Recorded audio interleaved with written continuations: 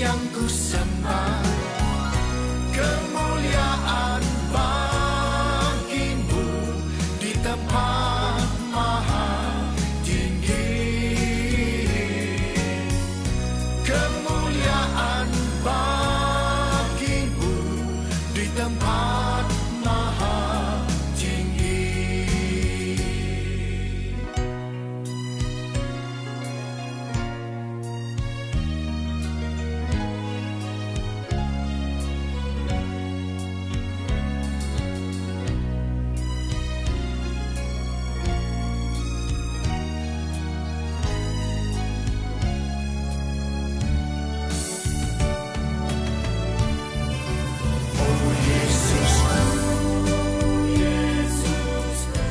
Engkaulah Raja Damai, Kau turun ke dunia.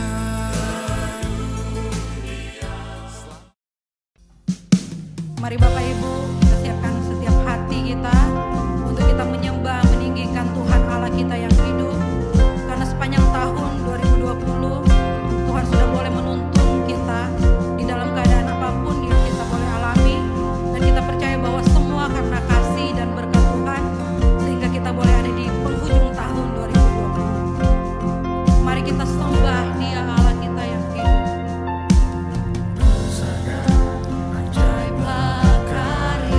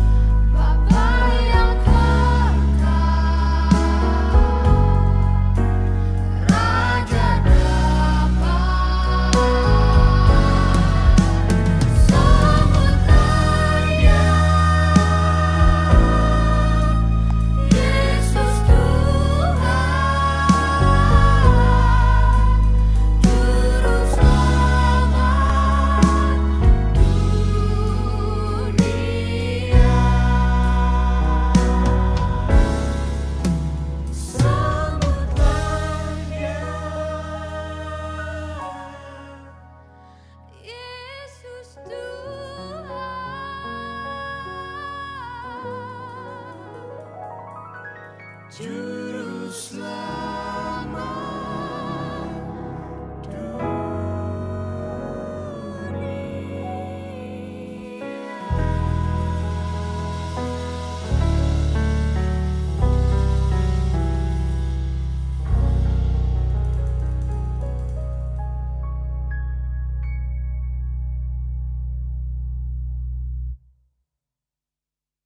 Shalom saudaraku, kita telah memuji Tuhan, menaikkan rasa syukur kita di bulan Natal dengan pujian-pujian Natal. Bukan hanya kita, bukan hanya gereja kita, seluruh dunia anak-anak Tuhan, orang-orang percaya menyambut kelahiran Yesus dengan sukacita saudaraku. Sesungguhnya saya sudah banyak mendengar jemaat mengatakan betapa rindunya ingin ibadah tatap muka, rindunya berkumpul kembali. Nah ini catatan bagi kita. Jika nanti Tuhan mengizinkan kita kembali ibadah tatap muka, jangan malas-malas ibadah saudaraku. Jangan sebulan sekali, apalagi kalau Natal doang datang. Nah sekarang diberi kesempatan untuk merasakan bagaimana kalau tidak bisa beribadah dalam gedung. Bagaimana rasanya kalau tidak berjumpa baru 9 bulan.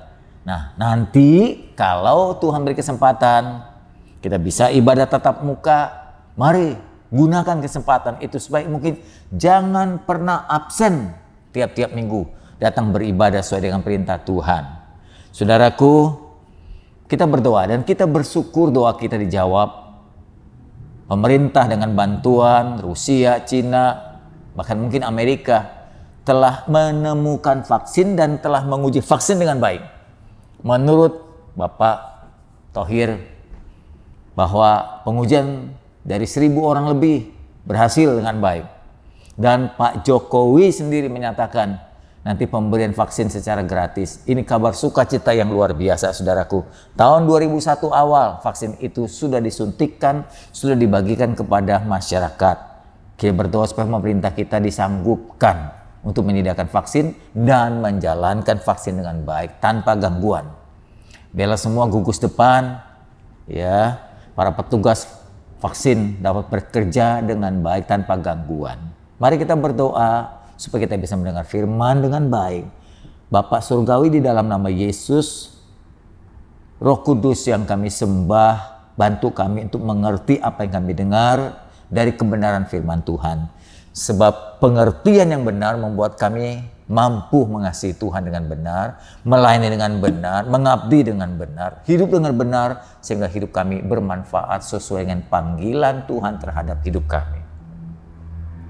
Kami siap untuk mendengar firman-Mu Tuhan, bicaralah kepada kami, buat kami mengerti dan sekaligus mentaatinya juga. Dalam nama Tuhan Yesus kami sudah berdoa. Amin. Saudaraku, selamat Natal. Kita telah memasuki bulan-bulan Natal. Nanti puncaknya perayaan Natal kita tanggal 24 Desember menjelang malam. Dan saat ini firman Tuhan bertemakan tentang Natal juga. Saya memberikan tema firman Tuhan, Tuhan yang tidak pernah meninggalkan kita. Mungkin ada kesan dari beberapa orang bahwa Tuhan akan dekat dengan kita kalau kita baik, kalau kita taat, ya. Kalau kita patuh, ya, kalau kita melakukan hal yang positif, tapi Tuhan jadi jauh, meninggalkan kita. Kalau kita salah, kalau kita hilaf, kalau kita terjatuh. Kalau membaca Alkitab, kalau saya membaca Alkitab, saya melihat dari pertama kali Allah menciptakan manusia hingga sampai manusia menghembuskan nafas terakhir, bahkan jatuh dalam dosa, Tuhan ada bersama kita. Karena Dia selalu berusaha untuk menolong. Jatuh bangunnya kita, Dia tahu, Dia ingin kita bangkit. Sebab itu tema firman Tuhan, Tuhan tidak pernah meninggalkan kita. Sebab itu Dia juga disebut sebagai Allah yang Immanuel. Ya, Immanuel, kasih-Nya kepada kita tanpa syarat. Saudaraku, Natal adalah pernyataan pengorbanan kasih. Natal adalah pernyataan pengorbanan kasih Allah yang paling tinggi. Kasih-Nya ditunjukkan dengan berbagai-bagai cara. Dari Dia menciptakan, menyediakan makanan, perlindungan, Tapi yang tertinggi kasih dinyatakan kepada kita manusia yang berdosa ini yang sering melawan dia adalah dia memberikan dirinya. Dia menyatakan Natal kepada kita. Natal bukan satu-satunya pernyataan perhatian Tuhan kepada kita. Perhatian Tuhan itu banyak sekali. Sejak Tuhan menciptakan langit dan bumi, Tuhan sangat memperhatikan kita, memperhatikan hidup kita. Hidup kita adalah tujuannya, fokusnya.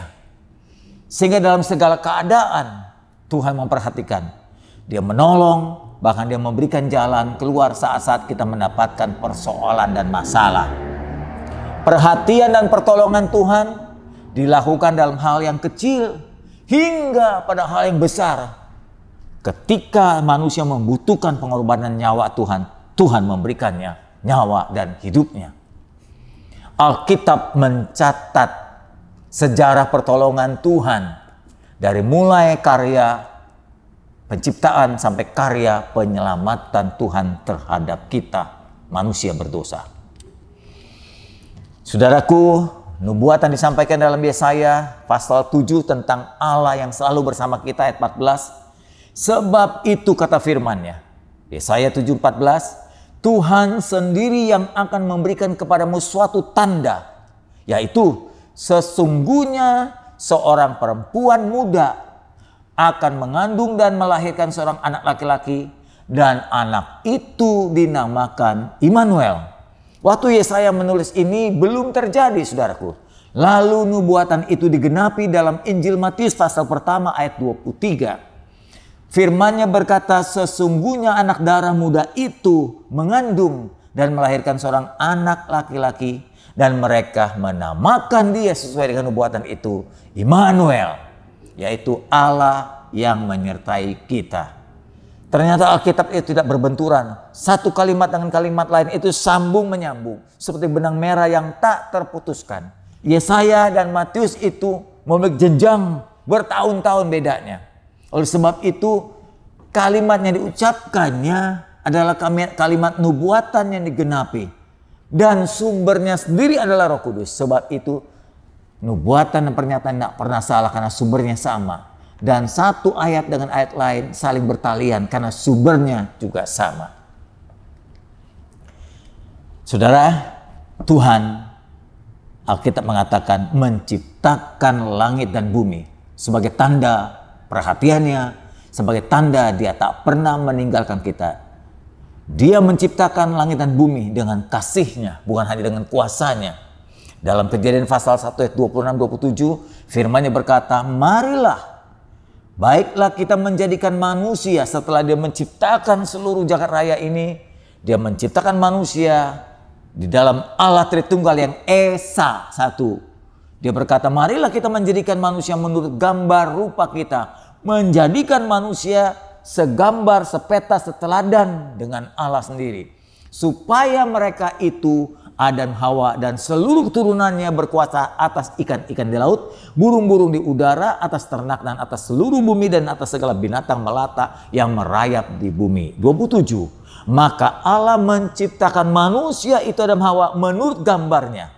Menurut gambar Allah diciptakan laki-laki dan perempuan. Saudaraku, pernyataan ini mengatakan bahwa Allah memperhatikan saat penciptaan dengan kasih yang luar biasa. Diciptakannya manusia segambar serupa. Tak pernah ada makhluk di bumi ini yang diciptakan segambar serupa dengan penciptanya kecuali manusia, saudara dan saya. Dan sesudah itu Allah berkata, Allah memberikan seluruh kebutuhan makanan kepada manusia. Dia berkata, aku memberikan seluruh tumbuh-tumbuhan itu menjadi makananmu. Jadi betapa Allah itu mempedulikan manusia. Bukan hanya menciptakan, tapi juga memelihara. Allah bersama manusia. Dan ketika manusia jatuh dalam dosa, Allah memberikan solusinya. Tertulis dalam Kejadian pasal 3 ayat 21. Ketika Adam Hawa berbuat dosa, lalu dia merasa telanjang dan malu. Dia menyematkan daun ara dan Allah memperhatikan itu. Allah tidak diam, Allah tidak meninggalkannya. Saya ulang kembali, ketika manusia jatuh dalam dosa pun, Allah tetap ingin bersama dengan kita. Dia menolong kita. Dia mengambil seekor domba, disembelih di binatang itu, dikulitinya, dan kulitnya diberikan kepada Adam Hawa sebagai cawat penutup ketelanjangan dosanya itu. Itu sebagai bukti bahwa Allah tak pernah meninggalkan kita dalam keadaan apapun juga. Kejahatan, sayang saudaraku, manusia makin bertambah. Sayang sekali. Manusia disayang Tuhan makin bertambah jahat. Dalam Kejadian 4 ayat 23-24 diwakili oleh seorang bernama Lamek. Lalu berkatalah Lamek kepada kedua istrinya yang bernama Ada dan Sila. Dengarkanlah suaraku, hai istriku, hai istri-istriku. Pasangkan telingamu kepada perkataanku ini. Dengan sombongnya dia menyampaikan, aku telah membunuh seorang laki-laki karena ia melukai aku. Hanya melukai, dia balas dengan membunuh. Membunuh seorang anak muda karena ia memukul aku sampai bengkak. Dipukul bengkak, balasnya bunuh. Sebab jika Kain, dia memberikan perumpamaan, dibalaskan 7 kali lipat, maka aku 70 kali lipat. Jadi 77 kali. Sekali Kain membalaskan pada adiknya, dia 77. Nah ini kan keterlaluan sekali. Makanya tidak heran kalau ada orang berkata mata ganti mata, ya, telinga ganti telinga, gigi ganti gigi. Bayangkan kalau hukum ini dilakukan, ada jutaan orang yang jadi buta, saudara. Ada jutaan orang ompong. Ya, kehidupannya jadi kacau sekali. Dan Kejadian pasal 6, Allah makin menulis lebih jauh tentang kejahatan manusia. Ketika dilihat Tuhan bahwa kejahatan manusia semakin besar di bumi ini. Bahwa kecenderungan hati manusia itu selalu membuahkan kejahatan. Saudaraku, akhirnya Tuhan tidak bertahan. Tuhan tidak tahan melihat kejahatan manusia ini. Tuhan akhirnya menghukum manusia dengan air bah. Dalam Kejadian pasal 7 ayat 17 sampai 22 mengatakan 40 hari lamanya Allah mendatangkan air bah itu meliputi bumi. Lalu air itu mengangkat bahtera, menyelamatkan keluarga Nuh saja. Sebab yang lain tidak mau percaya. Sehingga melambung tinggi dari bumi. Dan air makin bertambah naik, bertambah hebat es bumi. Bahtera terapung-apung di atasnya. Dan air itu sangat hebat bertambah-tambah di bumi. Membenamkannya segala yang ada, bahkan gunung tinggi pun dibenamkannya. Saudaraku, maka matilah segala yang hidup, ayat 21, yang bergerak di bumi, burung-burung, ternak, binatang liar, segala binatang merayap, segala yang berkeriapan di bumi, serta semua manusia yang ada saat itu. Matilah segala yang ada yang bernafas dalam hidungnya dan segala yang ada di darat. Dengan begitu, Allah berharap kejahatan manusia akan habis. Dan Allah mulai memilih, menyisakan keluarga Nuh untuk melanjutkan kehidupan manusia. Allah tetap bersama dengan manusia walaupun bumi telah habis dengan air bah. Allah tetap mendampingi keluarga Nuh untuk melanjutkan kehidupan manusia di bumi ini. Kejadian pasal 7 ayat 23 mengatakan, demikianlah dihapuskan Allah segala yang ada di bumi, baik manusia maupun hewan itu, binatang melata, burung-burung di udara, sehingga semuanya dihapuskan dari bumi ini. Hanya Nuh yang tinggal hidup, dan semua yang bersama-sama dengan Nuh itu, binatang sepasang-pasang dalam bahtera itu. Setelah Allah melanjutkan kehidupan di bumi dengan keluarga Nuh, apakah keadaan manusia bertambah baik? Allah kemudian memulainya sejarah keselamatan. Dia memilih dan memanggil Abraham. Keturunan Nuh itulah Abraham berkenan. Dalam Kejadian pasal 12 ayat 1 sampai 3. Berfirmanlah Tuhan kepada Abraham, Abraham, pergilah dari negerimu. Sebab kalau tetap di dalam negerimu, engkau tidak bisa menyembah aku dengan baik. Dari sanak saudaramu, dari rumah bapamu ini ke negeri yang akan kutunjukkan kepadamu. Aku akan membuat engkau menjadi bangsa yang besar dan memberkati engkau, serta membuat namamu termasyhur. Dan engkau akan menjadi berkat. Dari sini kalimat nubuatan, engkau akan menjadi berkat. Aku akan memberkati orang-orang yang memberkati engkau dan mengutuk orang-orang yang mengutuk engkau. Nah ini nubuatannya. olehmu Abraham, darimu dan keturunanmu nanti Abraham, semua kaum di bumi ini akan mendapat berkat. Maksudnya kekayaan, harta benda? Bukan. Yang dimaksud adalah dari keturunan Abraham nanti lahir juru selamat. Dan juru selamat ini bernama Yesus akan menyelamatkan seluruh si dunia ini dari kebinasaan akibat dosa manusia. Itu maksudnya. Nah, nubuatan itu disampaikan kepada Abraham. Dan itu digenapi oleh Kristus. Saudaraku, setelah Allah menganggap Abraham, Allah melanjutkan panggilannya kepada Musa untuk membebaskan umat, karena Yesus akan lahir dari umat Israel. Umat Israel yang telah diperbudak di Mesir itu harus dibebaskan, dan Allah memanggil Musa untuk membebaskan umatnya ini. Setelah dibebaskan, kemudian di perjalanan Allah memberikan 10 hukum, disebut dengan 10 hukum Taurat, agar hidup umatnya tertib. 10 hukum Taurat itu diantaranya, saudaraku, jangan ada padamu Allah lain di hadapanku, jangan ada ilah lain, jangan ada berhala lain, jangan membuat bagimu patung yang menyerupai apapun, ya, jangan sujud menyembah patung itu, jangan menyebut nama Allah sembarangan. Ya, yang keempat, ingatlah dan kuduskanlah hari Sabat. 1 sampai yang keempat ini adalah urusan manusia dengan Allah. Dari mulai jangan ada padamu ilah lain sampai kuduskanlah hari Sabat supaya engkau mencari Allah dengan benar, itu urusan manusia dengan Allah. Lalu mulai hukum yang kelima, ini urusan manusia dengan manusia. Hormatilah ayahmu dan ibumu supaya lanjut umurmu di bumi ini yang diberikan Tuhan kepadamu.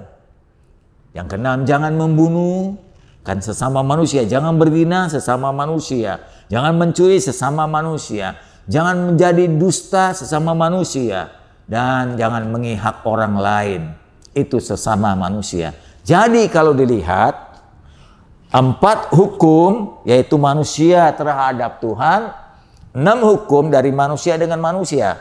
Anda perhatikan salib ini. 4 hukum dari bawah ke atas. Manusia harus menghormati 4 hukum. Ya, jangan ada ilah lain, jangan membuat patung, jangan menyebut nama Tuhan sembarangan, kuduskan Tuhan itu pada Sabat. Hormati Tuhan pada hari-hari ibadah. Lalu yang kelima, hormati ayah ibumu, jangan membunuh, jangan berzina, jangan mencuri, jangan berdusta, jangan ingin hak orang lain. Jadi saya simpulkan, hukum Taurat itu akan dipenuhi kalau saudara berada dalam Kristus. Kalau engkau sudah terima penebusan Kristus, engkau hidup dalam Yesus, maka otomatis seharusnya hukum Taurat itu terpenuhi. Sebab siapa yang menjadi ciptaan yang baru dapat memenuhi hukum Taurat. Tapi sayang saudaraku, manusia pada umumnya tidak bisa memenuhi hukum Taurat. Hukum vertikal dan hukum horizontal tidak bisa dipenuhi. Pasti ada saja 1-2 hukum yang gagal untuk dipenuhi. 1 hukum gagal kata Yakobus, maka seluruhnya akan gugur dengan sendirinya. Manusia dengan adanya hukum Taurat bukan jadi selamat. Justru dengan ditunjukkan hukum jangan membunuh, jangan mencuri, jangan berdusta, manusia makin kelihatan bahwa engkau adalah pelanggar hukum ini. Dengan adanya hukum Taurat ini, makin jelas manusia itu banyak melanggar hukum-hukum yang Allah berikan. Dan jelas saja manusia tidak bisa memenuhi 10 hukum itu. Maka itu Allah untuk menyelamatkan manusia, 10 hukum saja tidak bisa dipenuhi. Maka untuk menyelamatkan manusia, Allah sendiri yang menggantikan manusia. Menggantikan melakukan hukum Taurat. Menggantikan hukuman atau denda atau ganjaran dari dosa yang dilanggar oleh kita. Maka Allah menjadi manusia. Nah, itu yang disebut dengan Natal, Bapak Ibu. Dan itulah pemberian tertinggi yang Allah berikan kepada kita. Dia turun menjadi manusia menggantikan kita untuk memastikan keselamatan dan penebusan kita. Pak Samuel, apakah keselamatan hanya terjadi pada orang pada zaman Yesus atau setelah zaman Yesus, zaman kita ini? Keselamatan itu sudah diberikan, ditawarkan, ya, diberikan kepada orang-orang di perjanjian lama. Jadi saya berikan keselamatan sudah ada. Jadi Allah tak pernah meninggalkan manusia dari mulai menciptakan Adam Hawa sampai zaman sekarang. Jadi waktu Adam Hawa mati, Yesus belum mati buat dia. Tapi Adam Hawa itu sudah diajarkan bagaimana berkorban. Mengorbankan domba jantan, lembu jantan. Lembu jantan, domba jantan itu gambaran dari Yesus Kristus, domba Allah yang disembelih. Siapa saja keturunan Adam dan Hawa yang melakukan pengorbanan domba jantan, diimani bahwa dengan pengorbanan itu dosamu diampuni, maka dia diselamatkan pada perjanjian lama. Ya, dan itu merupakan tindakan imannya orang-orang di perjanjian lama sebelum Yesus menjadi manusia, dan itu adalah pengampunan dari Allah. Bagaimana dengan kehidupan keselamatan orang-orang di zaman waktu Yesus ada? Sama juga. Kalau di zaman Yesus, waktu Yesus ada di Kanaan, menyampaikan nubuatan, menyampaikan mujizat, menyampaikan kebenaran, dan orang menjadi percaya kepada dia dengan imannya, maka dia pun diselamatkan. Siapa saja yang mengaku Yesus sebagai Mesias dan Juru Selamat pada saat Yesus ada di bumi ini, maka dia diselamatkan. Dan bagaimana dengan zaman sekarang? Zaman kita ini, saat kita merayakan Natal, apakah dia diselamatkan? Sama juga. Di zaman sekarang, kalau ada berita kebenaran tentang Yesus ada Juru Selamat penebus dosa, kita percaya, kita mengimani Yesus adalah penebus dosa kita. Kematian dia di kayu salib, kelahiran dia menyelamatkan kita, maka kita diselamatkan. Kalau saya boleh simpulkan, orang-orang di perjanjian lama yang tidak melihat Yesus tapi percaya dengan iman diselamatkan. Orang-orang yang berada di tengah-tengah zaman Yesus percaya Yesus Juru Selamat dengan iman diselamatkan. Orang-orang di zaman kita sekarang ini yang percaya Yesus dengan iman diselamatkan juga.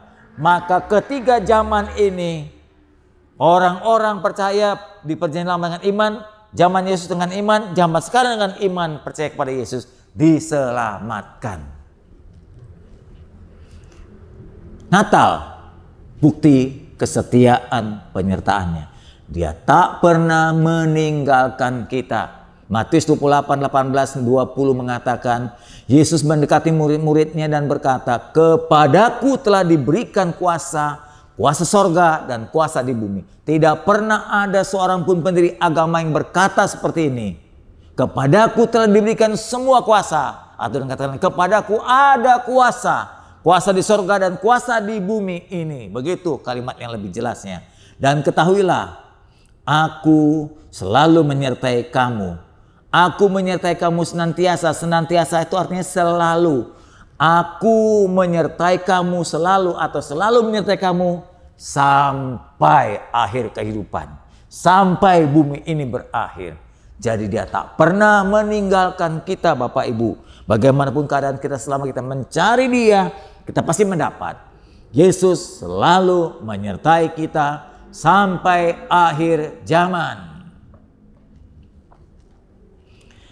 Saudaraku, kasih Allah diberikan kepada kita tanpa syarat. Kalau Tuhan mengasihi kita harus gini-gini, nggak ada syaratnya.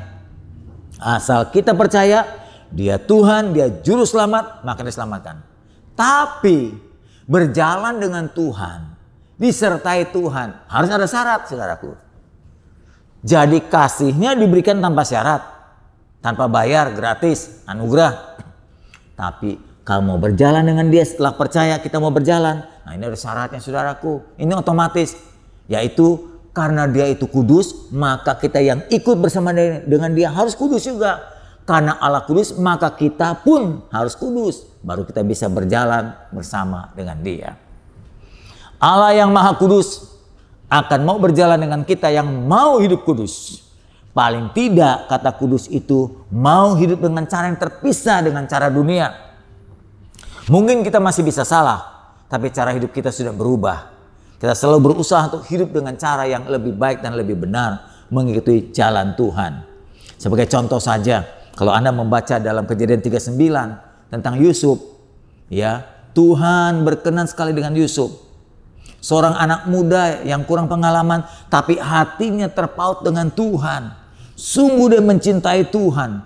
Ketika satu kali dia mendapat cobaan dalam Kejadian pasal 39, saat dia bekerja di rumah Potifar, sang istri nyonya besarnya menggoda dia untuk hidup dalam perzinahan.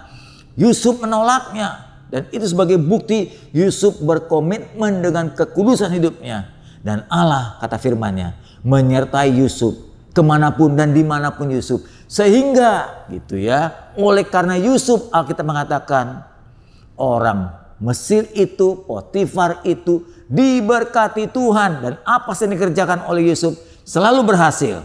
Ya, saudaraku, orang yang sungguh mau berjalan dengan Tuhan pasti akan jadi berkat buat orang lain. Ketika orang yang mau berjalan dengan Tuhan mengambil komitmen untuk hidup kudus, maka hidupnya akan jadi berkat buat orang yang ada bersamanya. Dengan kata lain, hidupnya jadi berkat buat orang lain. Oleh sebab itu, saudaraku, hidup harus tegas, hidup harus jelas. Jangan hidup setengah-setengah, setengah putih, setengah hitam, atau abu-abu istilahnya. Hidup harus putih ya putih. Dengan kata lain, kita mesti putih di gereja. Nah, setiap hari saya melihat orang-orang Kristen kalau ke gereja hidupnya putih banget. Jalannya aja dihitung ibu bapak. Pakai salib, bawa Alkitab, ngomong aja dihitung, dipertimbangkan, ketemu siapapun, tunduk kepala dan seterusnya. Sungguh luar biasa. Tetapi kehidupan seperti itu juga harus dijaga. Di kantor juga harus seperti ke gereja. Di jalan seperti ke gereja. Nah, itu namanya putih di setiap tempat. Jangan kalau ke gereja mau doa ikut PD, mau komsel, mau doa baca Alkitab, hidupnya kudus. Tapi kalau sudah keluar dari gereja, keluar dari PD, keluar dari komsel, selesai berdoa, hidupnya amburadul lagi. Tidak menggambarkan kehidupan anak Tuhan. Ayo ingat baik-baik, Allah itu Immanuel, Allah itu selalu bersama kita. Ada di mana-mana dan ada bersama dengan kita. Dia menyertai kita. Kalau kita salah berpandangan seperti ini, maka hidup kita jadi munafik. Kadang putih, kadang hitam. Kadang abu-abu, kadang coklat. Jadi warna-warna begitu ibu bapak. Satu warna saja hidup kita putih. Karena apa? Karena Allah putih, maka hidup kita putih. Karena Allah ada di mana-mana, Allah Maha Tahu, maka kita gentar terhadap Dia. Takut akan Dia, menghormati Dia, takjub akan Dia, kagum akan Dia. Maka hidup kita jaga begitu rupa dengan kekudusan. Ada sebuah cerita dalam Yohanes 4, seorang perempuan Samaria ayat 23-24. Ketika berjumpa dengan Yesus, dia tidak memahami bagaimana menjadi penyembah yang benar. Dia berpikir Allah cuma ada di satu tempat yang kudus, tinggi di gunung Samaria, atau di kota Yerusalem, itu saja tempat Allah. Sama seperti pandangan banyak orang Kristen zaman sekarang. Allah cuma ada di gereja, Allah ada di persekutuan doa, Allah ada kalau kita baca Alkitab. Di luar itu nggak ada Allah. Nah, itu yang menyebabkan kita hidup berubah-ubah seperti bunglon, berwarna-warna, kadang putih, kadang hitam, kadang abu-abu. Jadi yang benar adalah hidup kita harus putih dimanapun dan kapanpun juga. Berusaha seperti itu. Nah, wanita Samaria ini tidak seperti itu. Dijelaskan oleh Yesus, ya, bahwa penyembah yang benar bukan terpatok atau ikut aturan pada satu tempat saja. Tapi penyembah yang benar harus menyembah Allah dalam roh dan kebenaran. Nah, sebelum sampai kepada hal itu, saya ingin bertanya, kenapa perempuan Samaria yang ditemui Yesus itu didapati dia memiliki 5 suami simpanan? Saudaraku, kenapa wanita Samaria ini bisa memiliki 5 suami simpanan? Sementara maaf ya, ada beberapa perempuan 1 pun susah. Ini dapat 5. Anda tahu kenapa? 1, karena dia cantik. Karena dia seksi ya, bukan ibu bapak. Ya. Kenapa begitu? Karena dia menganggap Tuhan tidak tahu perbuatannya. Kalau dia tahu perbuatan itu diketahui Tuhan, saya rasa dia tidak berani menyimpan 5 suami orang lain. Buktinya ketika diketahui oleh Yesus bahwa ia telah mendapati atau kedapatan menyimpan 5 suaminya, dia bertobat. Di depan dia adalah seorang Mesias yang telah ditunggu-tunggunya. Nah, saudaraku, Setelah dia disadarkan bahwa Allah ada di mana-mana dengan pernyataan, "Hei perempuan, kalau engkau ingin menyembah Allah yang benar, menyembahlah dalam roh dan kebenaran." Apa maksudnya ini, Ibu Bapak? Penyembah yang benar akan menyembah dalam roh dan kebenaran. Nah, roh kebenaran itu begini. Orang-orang yang sudah hidup dalam dosa, yang pertama yang dia alami adalah kematian rohani. Dia mungkin gak langsung kematian jasmani. Jadi orang hidup dalam dosa, lama-lama rohaninya atau rohnya mati. Maka dia hanya punya dua unsur saja dalam hidupnya. Tubuh dan jiwa. Rohnya sakit-sakit dan mati. Setelah rohnya mati, dia hanya memiliki jiwa dan tubuh. Jangan heran, Pak. Orang ke gereja itu buat dosa banyak juga masih bisa nangis. Yang nangis itu jiwanya. Sedih, menyesal, terharu, itu jiwanya. Tubuhnya berlutut, bisa juga sampai berlutut dia menangis. Jadi jiwa dan tubuh, rohnya mati. Nah, untuk mengenal Tuhan ketika dia bertobat, kemudian dilahirkan baru. Yang dilahirkan baru kan bukan fisiknya, bukan masuk ke dalam rahim ibunya lagi, tapi rohnya yang dikerjakan oleh Roh Kudus dihidupkan kembali. Nah, seperti perempuan Samaria itu juga, ketika berjumpa dengan Yesus, Roh Kudus mengubah dia, rohnya jadi roh yang baru. Nah, dengan roh yang baru itu dia bisa menyembah Allah dengan benar, komplit, dengan tubuhnya, dengan jiwanya, dengan rohnya. Dengan rohnya yang hidup dia menyembah Allah dengan benar. Allah yang roh disembah dengan roh kita yang hidup, yang diperbarui. Lalu setelah kita hidup dalam roh atau dengan kata lain, roh yang baru menyembah Allah dengan benar, maka kehidupan yang baru itu membuat kita rindu untuk berjalan dalam kebenaran, dalam firman-Nya. Maka itu kesimpulannya, orang atau penyembah yang benar adalah seorang yang hidup dalam pertobatan dan hidup dalam kebenaran firman Tuhan. Sekali lagi saya ulang, perkataan penyembah yang benar harus menyembah dalam roh dan kebenaran adalah dialah seorang yang hidup dalam pertobatan dan berusaha untuk hidup dalam kebenaran. Saudaraku, dengan Natal ini kita diharapkan menyembah Allah dalam roh dan kebenaran. Bukan hanya bisa merayakan, tapi harus sanggup hidup dalam pertobatan. Jika salah, cepat bertobat. Jika salah, cepat bertobat. Selanjutnya hidup dalam kebenaran. Supaya Natal itu tidak menjadi sia-sia. Supaya pengorbanan Tuhan yang terbesar itu jadi bermanfaat, Ibu Bapak. Demikianlah firman Tuhan. Selamat Natal, selamat merayakan, selamat hidup dalam hidup yang baru dan hidup dalam kebenaran firman-Nya. Haleluya. Mari kita tunduk kepala, kita berdoa. Bapa Surgawi, kami telah dengar khotbah Natal hari ini. Sesungguhnya Allah yang kami sembah bukan hanya tinggal di satu tempat atau hanya tinggal di singgasana sorga mulia, tapi selalu menyertai kami sekalian. Dari mulai Tuhan menciptakan kami sampai kami mati pun Tuhan tetap menyertai kami. Akibatnya Tuhan, kami harus hidup benar-benar karena Tuhan tahu semua sepak terjang kami. Tuhan tahu kami di mana, Tuhan tahu apa yang kami buat, Tuhan tahu apa yang kami rencanakan, Tuhan tahu apa yang kami pikir, Tuhan tahu apa yang kami rancang. Karena Tuhan selalu bersama kami, Tuhan selalu beserta dengan kami. Ajarkan kami untuk hidup kuat dalam hidup yang benar Tuhan dan menjalankan kebenaran firman-Mu. Biar nama-Mu dimuliakan, supaya Natal pengorbanan-Mu itu tidak sia-sia. Jadikan kami cahaya dan garam dunia ini, kepanjangan tangan dari kehidupan Tuhan sendiri. Dalam nama Tuhan Yesus kami sudah berdoa. Amin. Saudaraku, sebelum kita menutup ibadah kita ini dan memohon penyertaan Dia, saya sampaikan beberapa pengumuman kepada saudara.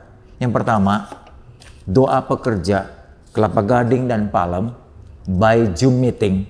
Jadi melalui Zoom, ya kita masih selalu menggunakan online, Ibu Bapak. Semua asir, semua kolektan, semua pemusik, semua pemuji, semua pendoa, pembina anak, ya dari guru-guru sekolah minggu, pelayan-pelayan dan pengurus pemuda, khususnya di Palem. Kalau pemuda mungkin di Gading nggak ada.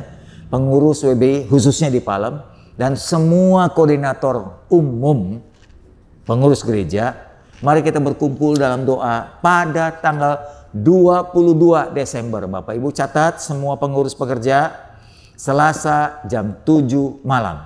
Itu yang pertama. Ya. Yang berikutnya saudaraku,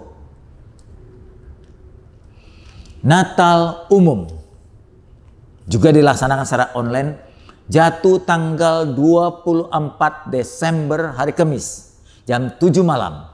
Natal gabungan Kelapa Gading dan Palem yang di channel YouTube GBI Kasih Kristus. Pengkhotbahnya adalah saya sendiri sebagai gembala, saudara. Mari siapkan hati merayakan Natal walaupun di rumah, kita sambut dengan gembira, ya, dengan waspada. Karena bukan hanya gembira tapi waspada juga. Itu sebabnya dianjurkan ibadah ini secara online. Yang ketiga, ibadah tutup tahun. Ibadah raya tutup tahun 2020 secara online. Yaitu tanggal 27 Desember. Hari Minggu, gabungan Kelapa Gading dan Palem jam 10 pagi. Ibadah umum sekaligus penutup.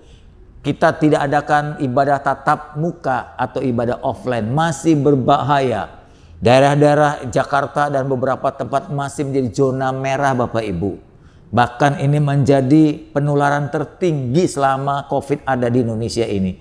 Sebab itu kita sangat bijaksana kalau mengambil keputusan ibadah dilaksanakan secara online. Jangan kecil hati saudara. Maaf saudara, saya ingin sampaikan baru saja kemarin teman saya meninggal dunia karena COVID kembali. Teman SMP, teman SMA, teman reuni sama-sama. Kita sudah terlalu dekat. Sudah kenal 40 tahun lebih. Kemarin mendadak meninggal karena COVID. Hanya 3 hari saja dirawat di rumah sakit. Dalam waktu yang bersamaan 2 pendeta meninggal. 3 pendeta. Satu Pak Myers yang suka khotbah di Kelapa Gading. Satu Bapak Pendeta Manuel Rohadi, teman SMA, teman kuliah saya. Satu lagi, kalau nggak salah, pekerja dari Semanan, hamba Tuhan juga, yang saya kenal dari Karawang. Siapa? Balige. Jadi 4 orang yang saya kenal dekat meninggal dalam 2 hari Bapak Ibu. Jadi kalau saya sampai tetap memutuskan ibadah secara online, kita sangat ambil tindakan yang bijaksana. Saudaraku, mewakili seluruh gereja GBI Kasih Kristus, saya mengucapkan terima kasih yang pertama kepada semua tim editing, perekam, khotbah-khotbah ibadah kita selama ini 9 bulan dengan setia, dengan rajin, dengan kerja keras. Karena ini tidak mudah, tidak gampang. Membuat ibadah di YouTube ini bukan hal yang mudah Bapak Ibu. Saya saja membuat khotbah susah, apalagi mereka yang membuat editing.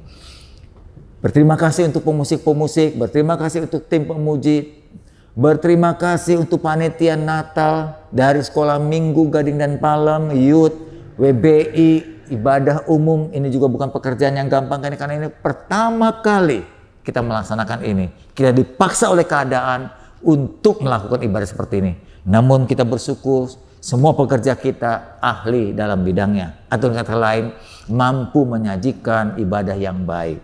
Dan yang terakhir, saya berterima kasih untuk semua pendoa, semua pendukung, semua pekerja, dan semua donatur yang membuat biaya kebutuhan Natal bisa tercukupi. Saya belum dengar lagi kabar berikutnya, tapi saya percaya Tuhan akan mencukupi melalui saudara. Oleh sebab itu saudara, mari kita tunduk kepala. Saya ajak saudara bangkit berdiri dan mengangkat tangan untuk memohon penyertaannya dalam bulan Natal ini. Mari kita bangkit berdiri. Bapa Surgawi, sungguh bulan ini terasa berbeda karena diisi oleh kehadiran-Mu tentang pernyataan dan kesetiaan kasih-Mu yang tiada taranya saudara. Tuhan, kami tahu bahwa Engkau tidak pernah meninggalkan kami sedetik pun. Dalam segala keadaan pun Engkau tetap bersama dan menunggu kami. Engkau mengharapkan kami untuk hidup dalam pertobatan selalu. Engkau mengharapkan kami untuk hidup dalam kebenaran dan mampu berkomitmen untuk tetap bersama dengan Tuhan. Terima kasih kalau sampai saat ini kami masih beriman kepadamu. Sampai saat ini kami masih mengasihi Tuhan dan mencintai firman-Mu. Membaca firman-Mu, melaksanakan firman-Mu, mentaati firman-Mu. Sekarang saatnya Tolong sertai kami sesuai dengan keberadaanmu Allah yang Immanuel. Saudara-saudara, angkatlah kedua tanganmu dan terimalah berkat Tuhan. Berkat Natal, saudara-saudaraku, menyertai engkau dalam kasih Bapa, cinta Yesus yang tak berubah. Penyertaan Roh Kudus selalu ada bersama kita sejak kita dilahirkan sampai kita tiada hari ini dan sampai selama-lamanya. Amin. Selamat Natal, Tuhan berkati.